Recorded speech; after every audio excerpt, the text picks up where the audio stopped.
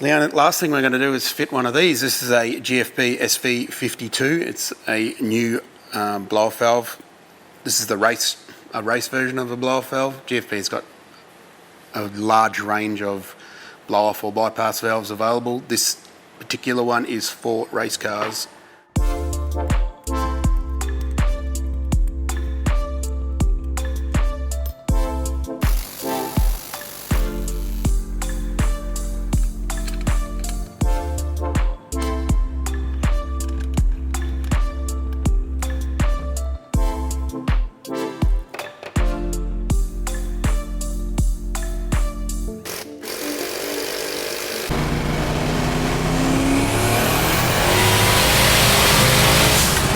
Holy dude, that is so gnarly. It's touch my angry.